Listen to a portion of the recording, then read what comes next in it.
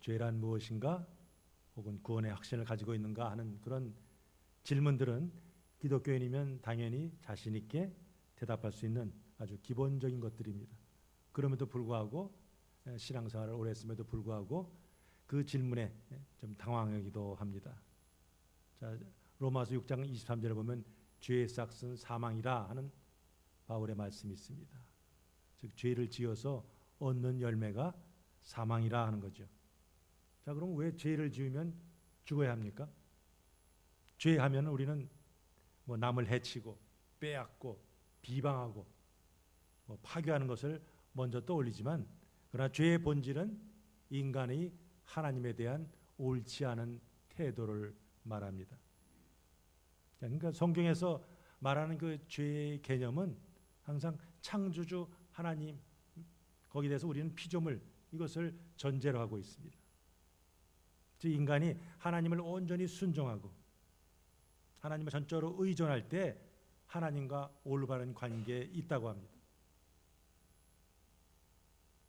그런 관계를 가진 사람을 의인이라 합니다. 자, 그런데 반면에 하나님과 올바른 관계를 갖지 않고 자기의 힘과 지혜를 의지하면서 하나님을 벗어나려고 할 때 문제가 생깁니다. 자신에게 내재된 이 유한된 자원을 가지고 스스로의 삶, 행복할 수 있다는 착각 속에서 하나님과 관계를 부담스럽게 여기고 하나님께 순종하는 것을 속바로 여기면서 하나님부터 독립을 선언하는 것, 이게 바로 죄입니다.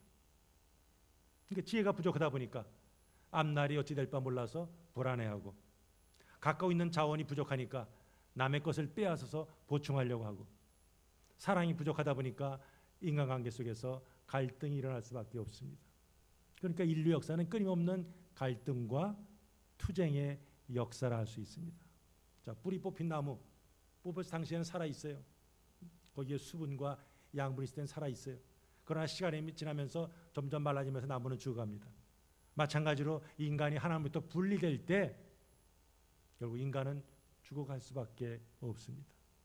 오늘 창세기 3장은 어떻게 죄가 이 세상에 들어왔는가를 잘 보여줍니다. 인간이 뱀의 꼬임을 받아서 하나님께서 금하신 그 선악을 알게 나무 열매를 따먹음으로 하나님을 반역하고 그 결과 에덴 동산에서 추방되는 그런 사건을 기술하고 있습니다. 오늘은 하나님 앞에 부끄러움을 몰랐던 인간들이 어떻게 부끄러워하는 존재가 되었는지, 오늘 이 사건은 예수 그리스도와 어떻게 연결이 되는지, 그렇다면 이제 예수 그리스도를 믿는 성도들은 어떻게 살아야 하는가 하는 것을 함께 살펴보려고 합니다. 하나님께서 아담에게 말씀하셨어요. 자, 우리 같이 한번 뭐라고 말씀하셨는지 읽겠습니다. 시작. 선악을 알게 하는 나무의 열매는 먹지 말라. 내가 먹는 날에는 반드시 죽으리라. 저 명령은 언약입니다. 우리가 저것이 언약인지 어떻게 하는가, 우리 한번 호세아서 한번 읽겠습니다. 시작. 그들은 아담처럼 언약을 어기고 거기에서 나를 반역하였느니라. 하라, 하지 말라 하는 이 행위를 전제로 한 언약을 행위 언약이라 부릅니다. 자, 그렇다면 적어도 인간이라면 선과 악을 분별해서 선은 행하고 악을 멀리하는 것이 올바른 도리입니다. 자, 그런데 하나님께서는 선악을 알게 되면 죽으리라 그랬어요. 자, 왜 피조물인 인간이 선악을 알게 되는 것이 그렇게 나쁩니까? 우리가 알아야 될 것은, 그러면 우리가 생각하는 이 선과 하나님 말씀하시는 이 선과 혹은 악의 개념이 다르다 하는 것을 알 수 있습니다. 자, 하나님께서 어떻게 홍수를 일으켜서 땅에 숨쉬는 모든 생물들을 다 죽게 할 수 있는가? 너무하신데? 그런 생각하죠. 어떻게 아버지인 아브라함에게 그 아들을 번제로 바치라 할 수 있는가? 그 아들을 죽여서 쪼개서 불로 다 태워버리라고. 너무 지나치구나.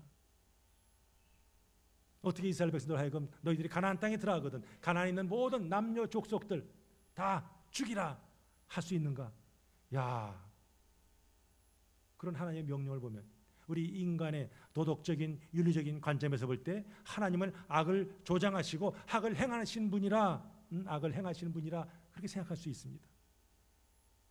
자, 그런데 이 모든 것은 하나님께서 친히 작정하셨습니다. 하나님이 하시는 모든 일은 선합니다. 자, 이 선이라는 단어가 1장에서 여러 번 나옵니다. 어떤 단어로 나와요? 창조하실 때마다 보시기에 좋았더라. 토브. 그게 바로 선하다는 뜻입니다. 그러니까 성경에서 말하는 이 선은 모든 피조물과 모든 질서가 하나님의 계획과 의도대로 잘 진행되고 유지되는 상태를 가리킵니다. 그러나 거기서 벗어나면 악입니다. 자, 인간은 자기 위에 다른 모든 피조물을 다스리는 하나님의 대리자로 세움받았습니다. 자, 이런 엄청난 복을 하나님부터 받은 인간이 한 가지 기억할 것이 있어요. 하나님은 창조주, 인간은 피조물.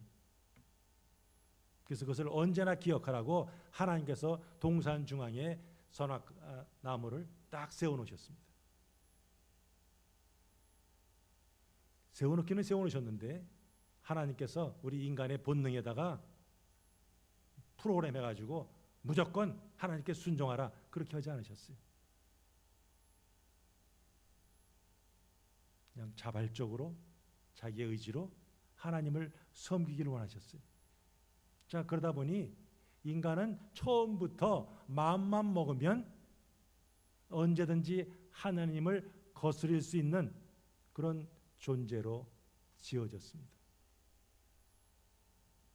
자, 아담과 하와가 선악과를 따먹었을 때 창세기 3장 22절 보면 오, 우리 중 하나같이 되었으니 하는 말이 있어요.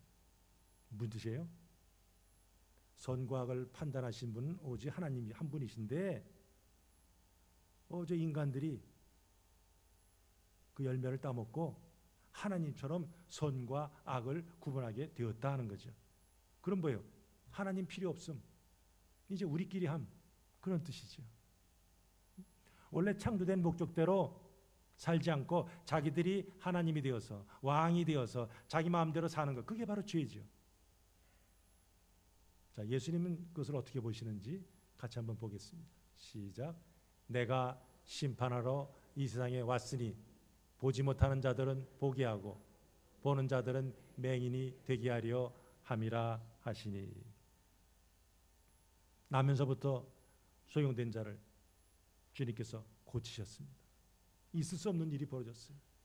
자, 그러다 보니까 종교제들이 영 마음에 불편했습니다. 도대체 누가 고쳤냐? 이 친구가 진짜 태어날 때부터 소경인가? 아니면은 그냥 소경인 척하다가 눈을 떴느냐? 못 믿어, 못 믿어. 계속 이렇게 하면서 예수님을 대적하죠. 자, 그때 예수님이 그들에게 말씀하시는 거죠. 눈이 밝아서 본다고 하는 자들, 즉 선악을 자기들이 스스로 판단한다고 생각하는 자들, 그런 종교제들은 죄인이라 하는 거죠. 그러니까 인간이 하나님의 계명을 어긴 결과 갖게 된 그 눈의 밝아짐, 인간적으로 볼 땐 눈이 밝아졌다 그러는데 하나님께서 볼 땐 뭐예요? 영적인 소경, 맹인이라 하는 거죠. 그러니까 영적인 이 맹인들은 하나님의 크신 어떤 계획이나 작정을 알지 못하고 자기들이 만들어 놓은 기준, 자기들의 경험, 자기들의 어떤 지식에 근거한 그런 기준에 맞춰서 도리어 판단하는데 심지어 하나님까지 판단합니다. 자, 그러다 보니까 종교인들은 하나님의 아들이 오셨는데 그것을 하나님이 주신 율법으로 나름대로 판단해서 하나님을 모독했다는 결정을 내리고 심지어 십자가에 못 박아 죽이기까지 했습니다. 한마디로 하나님은 선하시기에 하나님이 계획하신 모든 것은 선합니다. 자, 근데 하나님께서 선악과 나무를 동산 중앙에 딱 심어 놓으셨어요. 그럼 심으신 다음에 이거 사람들이 이 나무 따먹으면 어떡하지? 하면서 언제 따먹을지 몰라서 날마다 조바심을 내신 것이 아니라 사실은 하나님은 처음부터 인간들이 그것을 따먹을 줄 아셨어요. 바로 선악과 사건은 행위 언약에 들어있는 그 하나님의 요구를 인간은 결코 만족시킬 수 없다는 것을 보여주는 사건이죠. 태어났을 때는 그냥 생기만 가졌어요. 움직이는 존재였어요. 그러나 우리가 영생은 어떻게 얻습니까? 하나님의 성령의 역사가 있어야죠. 바로 인간은 하나님의 은혜가 아니고는 절대로 생명을 얻을 수 없는 존재, 그것을 지금 보여주는 거죠. 아까 말씀드린 것 같이 최초의 인간은 죄를 지을 수 있는 존재였어요. 근데 선악과를 따먹음으로 인해서 이제는 죄를 안 지을 수 없는 그런 상태가 되었습니다. 그런데 하나님께서는 예수님을 이 땅에 보내셔서 우리를 구원하심으로 이제는 믿는 자들이 죄를 안 지을 수 있는 그런 존재로 만드셨어요. 그리고 궁극적으로는 저와 여러분들을 새하늘과 새 땅으로 옮겨가시면서 이제 거기서는 더 이상 죄를 짓지 않는 존재로, 완전한 존재로 만드시는 거죠. 그러니까 성경은 죄를 지을 수 있는 인간이 하나님의 은혜 가운데서 죄를 지을 수 없는, 죄를 짓지 않는 하나님의 백성으로 만들어져가는 그 과정이 창세기부터 이 계시록까지 쓰여져 있어요. 하나님은 창세전에 택하신 그 하나님의 백성, 그냥 로봇처럼 움직이는 것을 원치 않으셨어요. 그냥 본능적으로 섬겨야 되는구나, 저리 가야 되는구나, 그런 존재를 원치 않으셨어요. 스스로 자기의 인격과 의지를 사용해서 하나님을 신뢰하고 그 하나님 말씀대로 순종하면서 하나님의 영광을 드러내고 하나님께 찬양하기를 원하셨어요. 그런데 그 믿음의 장성한 분량에 이르기까지 연단을 하시나고 때로는 우리의 인생의 여정 가운데 고난을 허락하십니다. 그래서 사도 바울같이 몸에 때로는 육체의 가시를 확 받기도 합니다. 때로는 인생의 어두운 밤을 지나게 하십니다. 그런데 우리의 일하는 이 모든 일은 하나님 보시기에 다 선한 것이기에 사도 바울은 데살로니가전서 5장 18절에서 범사에 뭐라 그랬어요? 감사하라 그랬어요. 그게 나쁜 일이면, 악한 일이면 감사할 수가 없어요. 그러나 하나님이 하시는 다 선한 것이니까 그 선한 것을 보고 감사하는 거죠. 비록 암에 걸렸을지라도 암 자체 갖고는 감사할 수 없으나 그럼에도 불구하고 여전히 감사라는 거죠. 때로 사랑하는 자가 우리 곁을 떠납니다. 그럴지라도 감사라는 거죠. 비록 사업에 어려움을 겪을지라도 여전히 하나님을 의지하고 감사라는 거죠. 범사에 감사라는 그 말씀 속에는 하나님이 함께 하시겠다, 하나님께서 우리를 도우시겠다는 약속이 담겨져 있습니다. 사도 바울은 로마서 8장에서 우리가 알거니와 하나님을 사랑하는 자, 곧 그 뜻대로 부르심을 입은 자들에게는 모든 것이 합력하여 뭘 이룬다고요? 선을 이룬다 그랬어요. 지금은 매섭된 것 같고 왜 내게 이런 일이 벌어지지 하는 일도 지나고 보니까 아하, 하나님께서 이래서 이렇게 하셨구나. 그래서 praise God, 하나님을 높인다는 거죠. 그러니까 삶 속에서 일어나는 모든 일은 인간적으로 볼 때는 그것이 답답하고 안타깝고 슬프고 절망같이 보인다 할지라도 결국은 하나님의 선한 목적을 이루기 위한 것을 우리가 기억해야 합니다. 자, 그래서 빌립보 우리 1장 6절 한번 없나요? 빌립보 1장 6절 한번 제가 읽습니다. 같이 시작. 너희 안에서 착한 일을 시작하신 이가 그리스도 예수 날까지 이루실 줄을 우리는 확신하노라. 착한 일이 뭐예요? 선한 일이죠. 이 믿음의 연단을 통해서 우리 욥과 같이 우리가 정금같이 나올 것이고 궁극적으로 우리는 예수 그리스도의 날에 새하늘과 새 땅에 들어가게 됩니다.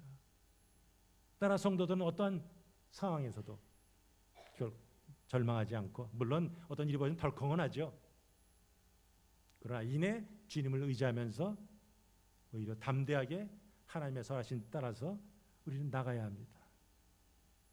하나님과 동행하면서 우리의 삶의 드라이브를, 우리의 삶의 운전대를 주님께 맡겨드려야 합니다. 자, 이제 본문으로 들어가겠습니다. 자, 오늘 본문 보니까 1절 어떻게 시작되죠? 뱀은 여호와 하나님이 지으신 들짐승 중에 그랬어요. 자, 뱀 누가 지었어요? 하나님이 지으셨어요. 이 지었다, 이 히브리어 아싸, 이 단어는 뭐 당연히 만들다는 단어 있어요. 만들다. 그와 함께 어떤 단어가 있냐면은 임무를 맡기다 하는 뜻이 있습니다. 자, 그러니까 역사를 주관하신 하나님께서는 그냥 만들다 보니까 어쩌다 뱀이 만들어진 것이 아니라 뱀을 만들 때부터 처음부터 뭐요? 목적이 있으셨어요. 뱀에게 어떠한 임무를 맡기기 위해서 지으셨다는 거예요. 물론 사탄이 뭐 대단한 존재지만 그러나 그 역시 하나님이 쓰시는 도구일 뿐이에요. 우리 욥기에 보면 천상회의의 모습이 나옵니다. 하나님이 계시고 천사들이 쫙 도열해 있는데 거기 늦게 헐레벌떡 사탄이 뛰어들어오죠. 야, 너 어디 갔다 왔냐? 여기저기 두루두루 다녀왔습니다 하면서 야, 너 욥 봤냐? 야, 그 친구 대단해. 그러니까 사단이 시비 걸죠.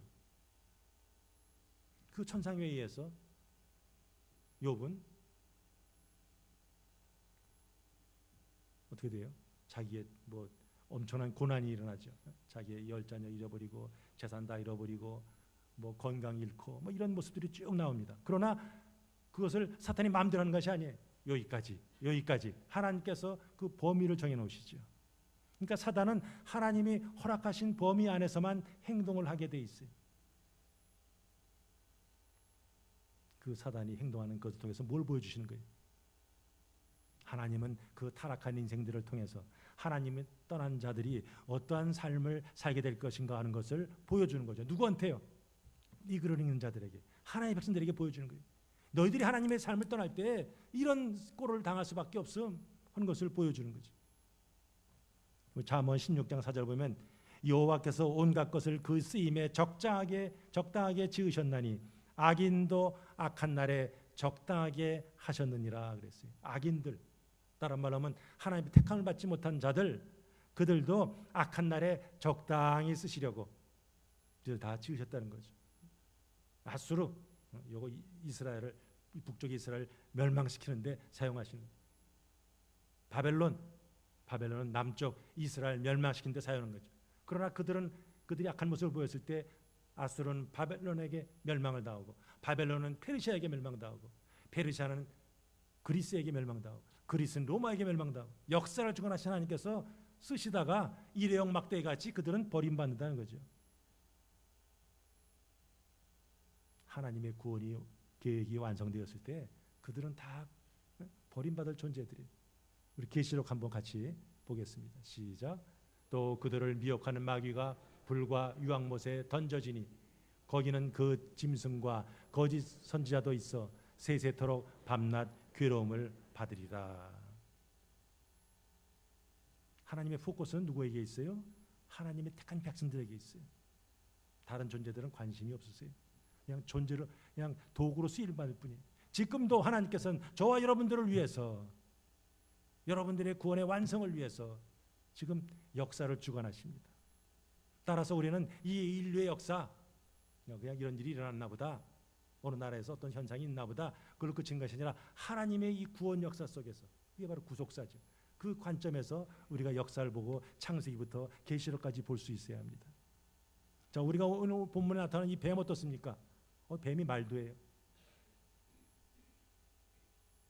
샌디에고 있는 주에 가면 거기 있는 뱀들 말합니까? 그러면 여기에 나오는 뱀은 우리가 알고 있는 뱀과는 좀 다르다는 것을 알 수 있죠. 우리 한번 계시록 12장 9절 있습니다. 시작. 큰 용이 내어 쫓기니 옛 뱀 곧 마귀라고도 하며 사단이라고도 하는 온 천하를 꿰는 자라. 땅으로 내어 쫓기니 그의 사자들도 저와 함께 내어 쫓기니라. 거기 보면 뱀 앞에 수식어 하나 붙어 있어요. 어떤 뱀이요? 옛 뱀이라. 계시록에서는 그 옛 뱀을 사단과 동일시 취급합니다. 자, 여기 뱀이 사단의 도구가 되어서 사람들에게 거짓말할 만큼, 바로 이 뱀은 들 짐승 중에서 가장 간교했다 그랬어요. 이 간교했다는 히브리어는 우리 잠언서에 많이 나오는데 바로 지혜롭다는 뜻이에요. 우리 마태복음 보면 예수님께서 이제 제자들을 파송하십니다. 파시면서 당부하시죠. 야, 너희들은 말이야 뱀같이 비둘기같이 순견에 대고 뱀같이 뭐라 그랬어요? 지혜로워라. 그거 부정적인 것이에요? 긍정적으로 쓴 말이죠. 여기 같은 단어 쓰고 있어요. 지혜로워라 하는 거죠. 다만 하나님을 떠난 지혜,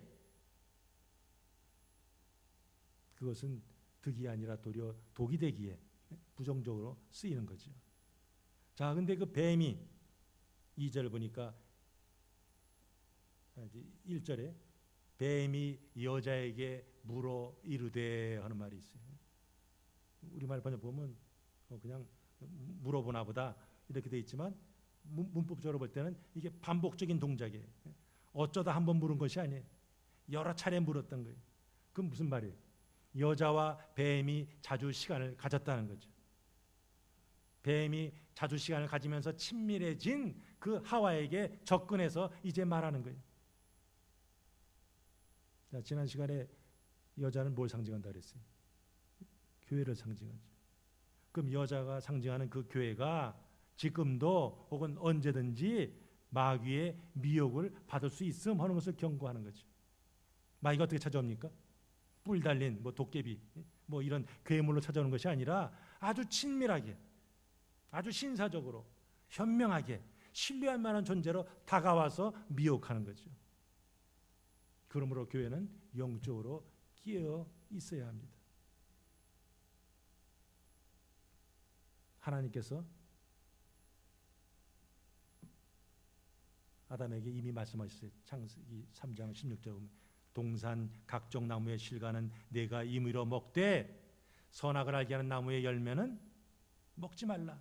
내가 먹는 날에는 반드시 죽으리라 그랬어요. 자, 근데 오늘 뱀은 뭐라고 얘기합니까? 1절 보니까 하나님이 참으로 너희더러 동산 모든 나무의 실과를 먹지 말라 하시더냐. 얼핏 보면 하나님이 하신 말씀을 뱀이 그대로 하는 것 같아요. 별로 그 질문에 문제가 없는 것처럼 보입니다. 그러나 자세히 보면 그 질문 속에 사악한 사단의 계략이 숨어 있습니다. 거기 보면 참으로 그랬어요. 그 하나님 말씀한 거 진짜야? 하나님의 그 참이신 하나님을 지금 의심하게 하는 거죠. 그 다음에 뭐예요? 모든 나무의 열매를 먹지 말라 하더냐 하면서 모든이란 단어를 또 살짝 참으로 모든 이 두 단어를 끼워 넣습니다. 자, 하나님이 먹지 말라고 한 것은 딱 한 그루죠. 선악과 나무 한 그루죠. 그 제외한 나머지는 뭐예요? 모두 먹을 수 있는데도 불구하고 지금 이 뱀이 던지는 질문은 어떻습니까? 아주 그 말을 하나님 말씀을 교묘하게 비틀어 가지고 지금 부정적으로 말하는 거죠. 자, 하나님은 너무 완고해, 고집이 세, 그거 먹지 말라고 그러다니 하면서 하나님의 어떤 그 엄격함을 강조하는 거죠. 그리고 하나님의 정말로 사랑해서 그 동산에 있는 모든 것도 먹어도 돼, 이런 하나님의 선의를 그거는 먹지 말라고 하던데 하면서 하나님의 본의를 의심하게 하는 거죠. 하나님께서 뭔가 애껴서 주지 않으려고 같은 그런 인상을 주어서 사람 하여금 섭섭함을 일으키게 하는 그런 질문을 지금 던지는 거죠. 즉 하나님과 이 사람 사이의 이 관계, 이 신뢰 관계를 지금 사단은 지금 깨뜨리려고 하고 있어요. 자, 에덴 동산이 뜻이 뭐라고요? 기쁨의 동산이. 정말 패러다이스입니다. 아주 이상적인 장소입니다. 왜 그렇습니까? 단순히 물질적으로 풍요해서가 아니라 하나님과 사람과 모든 피조물이 하나님의 질서, 조화 속에 잘 있었기 때문이죠. 아름다운 관계를 형성했기 때문이죠. 근데 지금 뱀이 와서 그 관계를 지금 흐트러 놓으려고 하는 거예요. 자, 근데 여자는 하나님 말씀을 딱 붙들지 않았어요. 대충 들었어요. 그러다 보니까 흔들리죠. 그래서 여자가 뭐라고 대답해요? 동산 나무의 열매를 우리가 먹을 수 있으나 동산 중앙에 있는 나무의 열매는 하나님 말씀에 너희는 먹지도 말고 만지지도 말라, 너희가 죽을까 하노라 하셨느니라. 항상 하나님 말씀을 혼잡하게 할 때, 살짝 꼬을 때 거기에 문제가 생기죠. 하나님은 모든 나무 열매 먹을 수 있어. 그런데 여자는 그 모든이란 말을 딱 빼버리죠. 게다가 하나님이 허시지 않은 말까지, 어떤 말이요? 만지지도 말라 하는 말까지 아주 임의로 덧붙입니다. 자, 하나님은 선악을 알게 한 나무 어떻게 됐어요? 먹지 말라. 먹으면 된다고요? 반드시 죽으리라. 먹지 마, 먹지 마. 2번이나 강조했어요. 근데 여자는 뭐라고 얘기해요? 죽을까 하노라. 하나님의 확실한 경고는 뭐예요? 좀 약화시키죠. maybe 뭐 죽을지도 몰라. 이거. 자, 마귀는 처음부터 본색을 드러내지 않습니다. 교묘하게 서서히 기회 보다가 허점이 있으면 콱 하고 아주 여지없이 와서 공격을 하죠. 말하면서 하와의 여자의 안색을 살폈겠죠. 표정을 살폈겠죠. 그러다가 지금 이제 딱 틈이 보이니까 딱 기회를 놓지 않습니다. 너희가 결코 죽지 아니하리라. 하나님 뭐예요? 반드시 죽으리라 그랬는데 마귀는 뭐라고 그래요? 결코 죽지 아니라. 하나님 말씀을 정면으로 꽝 하고 지금 도전하는 거죠. 지금 인간의 생사업을 홀로 주관하시는 분은 여호와 하나님이세요. 근데 마귀는 마치 자기가 주관하는 것처럼 지금 거짓말하고 있어요. 그러면서 여자에게 왜 죽지 않냐면은 하면서 설명하면서 또 거짓말하죠. 너희가 그것을 먹는 날에는 눈이 밝아 하나님과 같이 되어 선악을 알 줄을 하나님이 아심이니라. 하나님 같이 뭐예요? 인간이 피조물인 하나님이 어떤 창조주인 하나님의 그 영역까지 이룰 수 있음 하면서 지금 뭐예요? 여자의 마음을 부추기는 거죠. 더구나 그거 먹으면 눈이 밝아져. 이거 막 좀 이 여자의 마음을 막 뛰게 하는 거죠. 사실은 처음부터 인간의 마음에는 하나님같이 되고자 하는 그런 강렬한 욕구가 자리 잡고 있었어요. 이 사단이 똑똑한지라 인간의 그 내면을 딱 읽은 거죠. 야, 그렇구나 하면서 그 인간을 넘어뜨리는 결정적인 무기로 바로 그 욕망을 사용하는 거예요. 그러나 인간이 아무리 똑똑해도 결코 이 하나님의 자리를 대신할 수는 없습니다. 인간의 행복은 하나님같이 돼서 행복한 것이 아니라 하나님과 올바른 사귐을 가질 때 그때 갖는 것, 그것을 우리는 늘 기억해야 합니다. 자, 이 대화하는 동안에 여자가 사단의 게임에 자기도 모르는 사이에 점점 깊이 빠져들어갑니다. 자, 빠지면서 고개를 탁 돌려요. 우리 샌디에고 이 노스카운티에서는 어디서나 저 샌마고스 쪽 보면은 거기에 더블픽 그 산이 보입니다. 그 산 위에 뭐가 보여요? 나무 한 그루 보이죠. 어디서나 보여요. 옛날엔 그거 몰랐는데 한 3년 전부터 저도 보기 시작했어요. 자, 에덴 동산에서도 마찬가지죠. 어디서나 쫙 보면 보여. 고개만 딱 들면 어디가 뭐가 보여요? 선악과가 보여요. 왜? 동산 중앙에 딱 심겨졌으니까.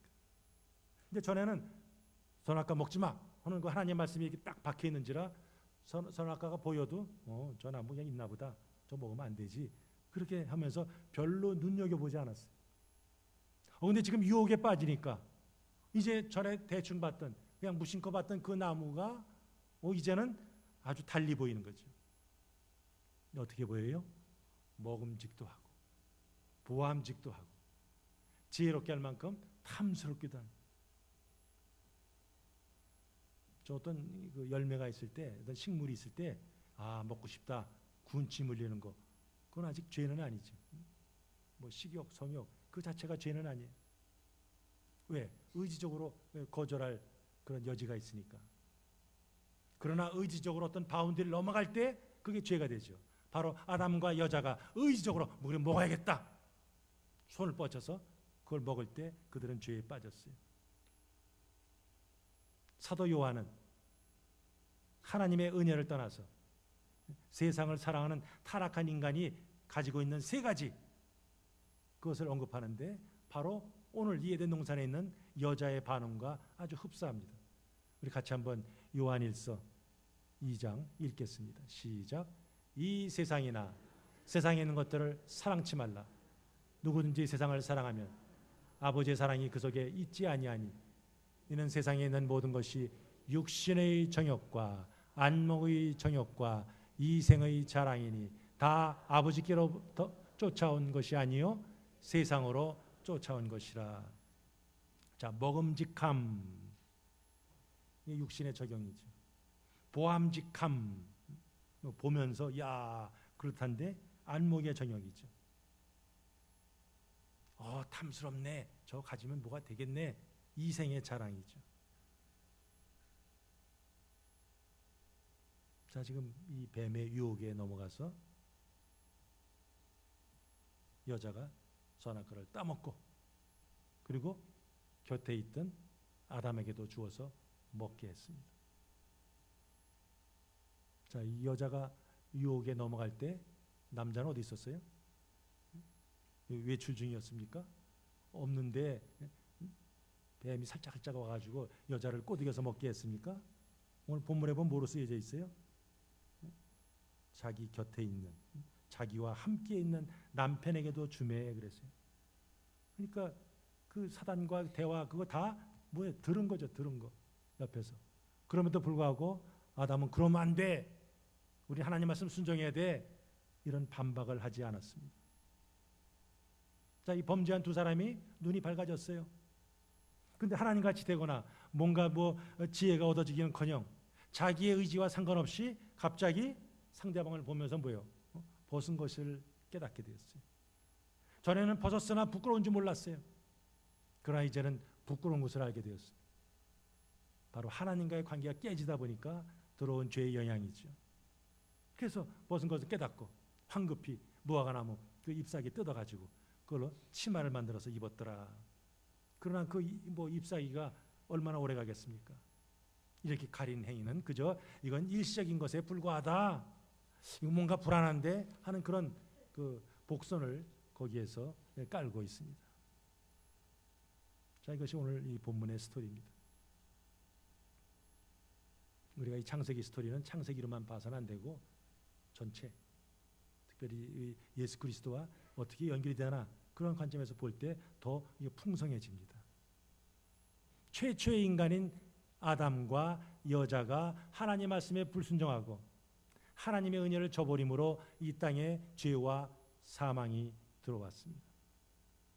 그런데 2000년 전에 오신 우리 예수님께서 그 문제, 도저히 인간으로서 해결할 수 없는 그 문제를 해결하셨습니다. 자, 에덴 동산에서 여자가 사단으로부터 육신의 정욕, 안목의 정욕, 이생의 자랑으로 유혹을 받았습니다. 근데 예수님께서 이제 세례 받으신 후에 성령에 끌려서 광야에 나갔을 때 거기서도 사단에게 동일한 유혹을 받습니다. 예수님도 육신의 정욕을 자극하는, 이생의 자랑을 자극하는, 안목의 정욕을 자락하는 그런 유혹을 받으셨습니다. 첫 번째 아담은 실패하셨으나 두 번째 아담으로 오신 예수님은 성공하셨어요. 자, 먼저 첫 번째 우리 시험 보니까, 자, 우리 예수님께서 마귀에게 유혹을 받으시기 전에 어떤 상태셨어요? 40일 동안 금식하셨어요. 배에서, 우리 예수님도 인간이시니까 꼬르륵 하면서 배고프셨겠죠. 그 줄이신 예수님에게 마귀가 살그머니 다가와 속삭이죠. 우리 같이 한번 읽어보십니다. 시작. 내가 만일 하나님의 아들이거든 명하여 이 돌들을 떡덩이가 되게 하라. 자, 너 지금 배고프지? 이 돌로 빵을 만들어 그래서 먹어 하면서 육신의 정욕을 부추깁니다. 지금 어디 계시다고 예수님이요? 광야에 계세요. 그 보이는 게 다 뭐예요? 그 돌멩이에요, 돌멩이. 그 광야에 널린 그 돌들을 이용해서 예수님은 얼마든지 그것을 빵으로 만들 수 있는 능력이 가지고 계셨어요. 그러나 예수님은 결코 자신을 위해서 그런 능력을 사용하지 않으십니다. 다만 신명기 8장 3절의 말씀을 인용하시면서 대답합니다. 사람이 떡으로만 사는 것이 아니요 여호와의 입에서 나오는 모든 말씀으로 사는 줄을 네가 알게 하려 하심이라. 그 말씀을 딱 따가지고 마귀에게 던져줍니다.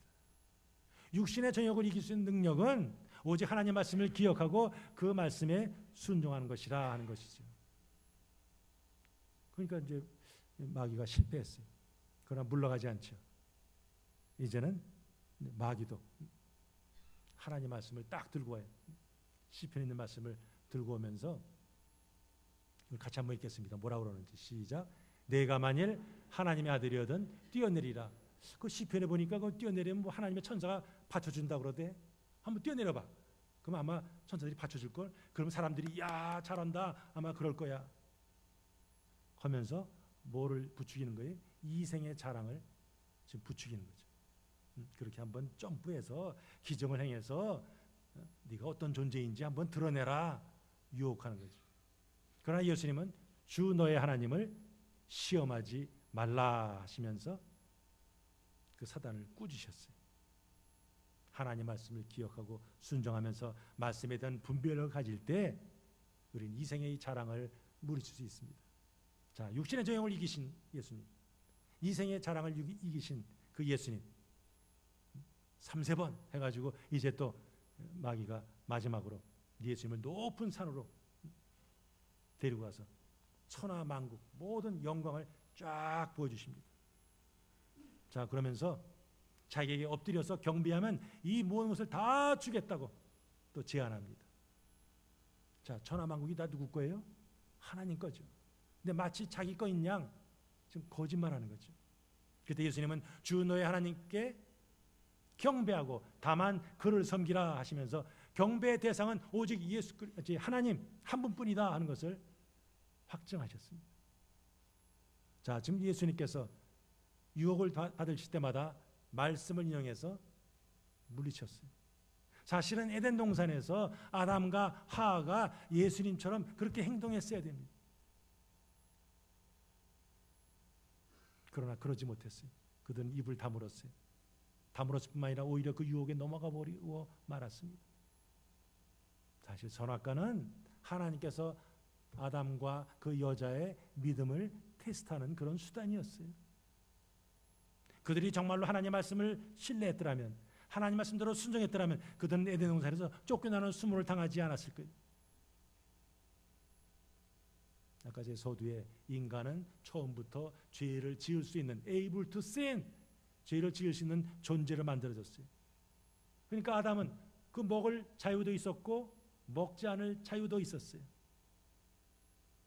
그런데 아담과 여자는 하나님의 그 사랑에 대한 그 신뢰, 그 순종 것을 저버리고 악을 가져다 주는, 고난을 가져다 주는, 죽음을 가져다 주는 그 사단에게 순종하고 말았어요.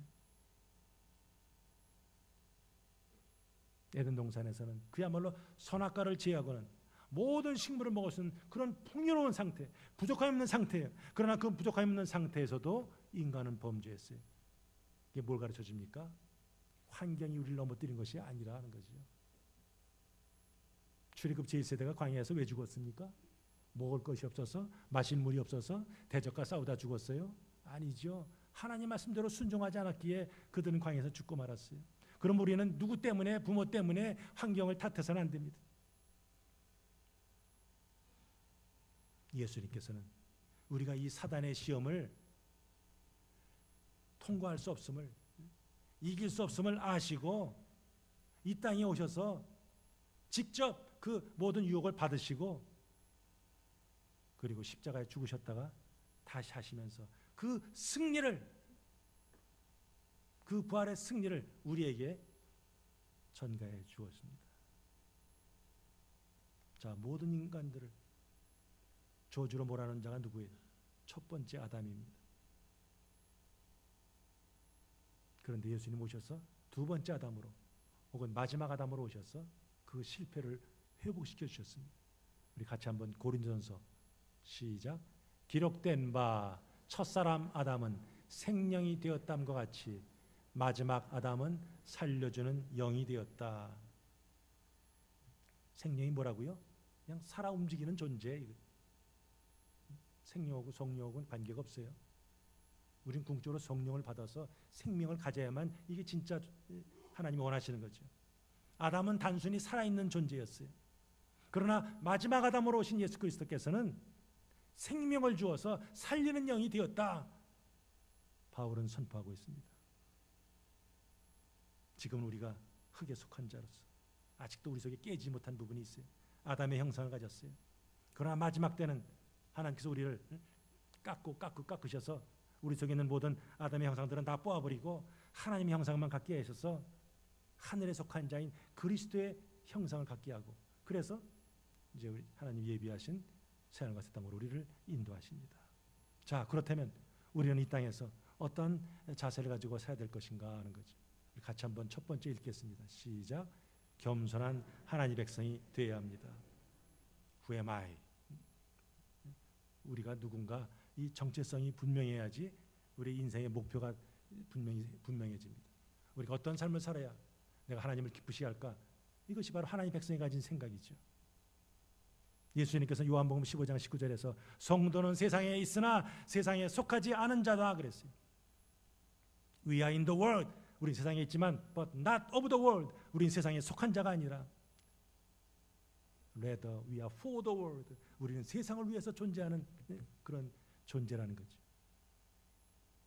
그러므로 성도들은 눈에 보이는 세상을 사랑하면 안 되죠. 눈에 보이지 않는 하나님을 사랑해야 돼요. 육신의 정욕, 안목의 정욕, 이생의 자랑, 이것은 다 어디서 오는 거예요? 세상을 사랑하는 마음에서 옵니다. 그 때문에 우리 각자를 점검하면서 지금 내가 세상의 사랑에 빠져서 혹시 그런 세 가지 욕심이 나를 주장하고 있지 않는지 돌아봐야 합니다. 아담과 여자는 그에덴 동산의 그 풍요로운 그 모든 환경 속에서 베푸신 하나님의 은혜를 경험하면서도 도리어 하나님같이 되어봐야지 하는 그런 교만한 마음을 가졌다가 결국 그들은 죄를 범하고 말았습니다. 그렇다면 저와 여러분들 속에, 우리 속에 이 육신의 소욕이 올라오고 있지는 않는지, 교만이 짝트고 있지 않은지 돌아보면서 우리는 늘 주님 앞에 겸손해야죠. 마귀는 우는 사자가 되면서 삼킬 자를 찾습니다. 오늘도 부지런히 어디 좀 시험에 들 만한 사람 없나, 마음이 허전한 사람 없나 찾아다니고 있습니다. 그럴 때 우리의 욕망을 십자가에 못 박으면서 우리는 성령을 쫓아 행하는 사람이 되어야 합니다. 두 번째로요, 시작. 하나님 말씀으로 무장해야 합니다. 저 사람은 법 없이 살 사람, 이런 말을 듣죠. 자, 그런 법 없이 살 사람들이 무조건 저 천국에 갑니까? 그렇지 않지요. 윤리적으로 아무리 바르게 살아도 하나님, 예수님을 믿지 않으면 하나님 보시기에는 악한 사람이에요. 선악의 기준은 하나님께 있습니다. 그러니까 죄의 발단은 하나님의 말씀을 따르지 않고 자기 생각을 섞고 하나님의 말씀을 왜곡하는 데서 시작되죠. 하나님이 하라 하면 저 왜 저렇게 하라 그러시지? 도저히 이해가 안 되고 내가 마음에 내키지 않아도 우리는 해야 합니다. 하나님이 하지 말라 그러면 왜 저거 하지 말라 그럴까? 이해가 되지 않고 하나님 정말 저거 하고 싶은데 해도 하지 말아야죠. 말씀에 순종하는 것이 선이고 말씀에 대적하는 것이 악입니다. 바로 사단은 우리에게 다가와서 우리 하나님 관계를 멀어뜨리게 하고 죄에 빠뜨리기 위해서 하나님 말씀을 자꾸 의심하게 합니다.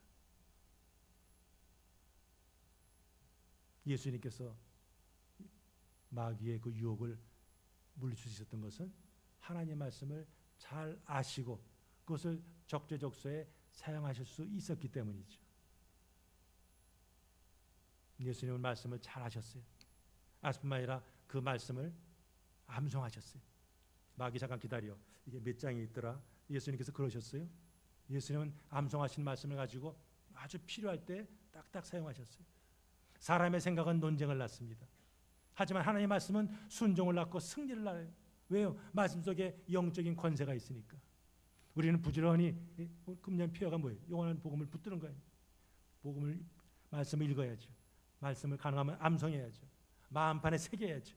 그 새긴 말씀대로 살 때 우리는 이런 유혹에서 벗어날 수 있습니다. 마지막으로요. 시작. 돕는 배필의 역할을 잘 감당해야 합니다.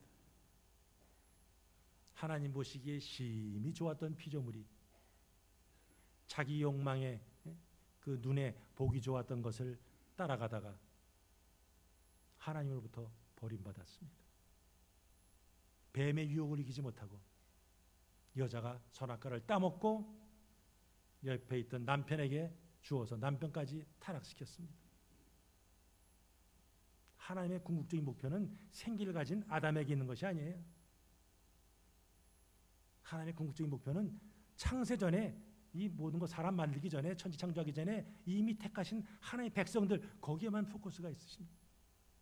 그들이 영원한 생명나무 실과를 먹고 영원한 생명을 갖는 것 그것이 하나님의 가장 궁극적인 고래예요.